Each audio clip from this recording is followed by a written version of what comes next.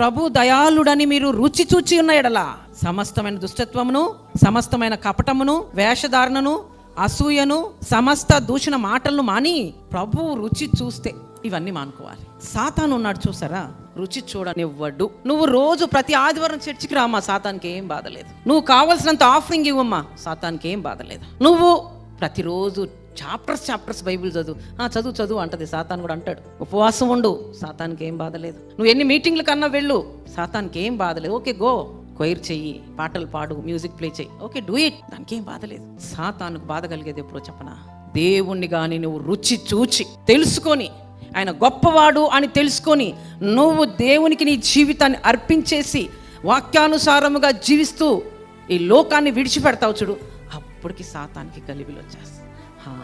నా చేతిలో నుంచి తప్పిపోయాడు. సాతానికి ఏం కావాలి? మనందరం సాతాను గుప్పట్లో ఉండటం ఇష్టం. ఎందుకు ఇష్టం అనుకోవచ్చు, ఛాలెంజ్ అండి, దేవునితో ఛాలెంజ్.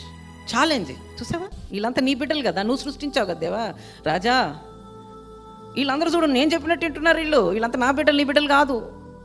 నాకు అందుకే అనిపిస్తుంది, మన ప్రవర్తన, మన జీవితం, మన దేవుణ్ణి తల వంపులు చెయ్యకూడదు. నువ్వు చేసే పని వలన దేవుని తల దించుకుంటున్నాడేమో, జాగ్రత్త. సో సాతానికి ఏం భయం లేదండి.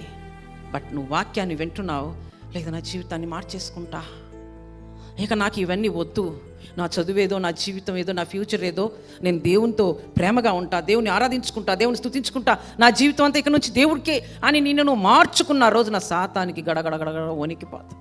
దేవదూతలందరంట దేవుని దగ్గరికి వెళ్ళి ఒక రోజు వచ్చిందంట, మన యోబు గ్రంథంలో కూడా చూస్తాం.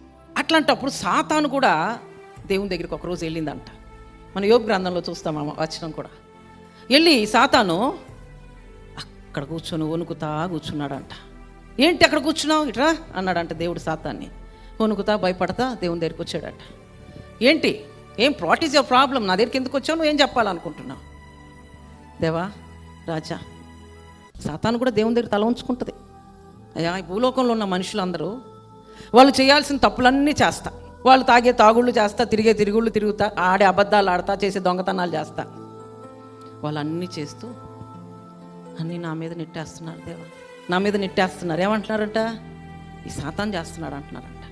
నేనేం చేస్తున్నాను దేవా, వాళ్ళేగా చేస్తున్నారన్నీ. కాబట్టి నువ్వు ఏం చేస్తున్నావు? నువ్వు రుచి చూచి దేవుణ్ణి కానీ తెలుసుకుంటే నువ్వు ఆయనను విడిచిపెట్టవు. సో రుచి చూచి దేవుని తెలుసుకోవటం మతం కాదండి. That is not a religion, it is emotional feeling with God. దేవుని సన్నిధికి వెళ్ళి దేవుడు చెప్పిన మాటలు వాక్యానుసారంగా జీవించడం అనేది మతము కాదు, ఇట్ ఈస్ ఎ ఫీలింగ్.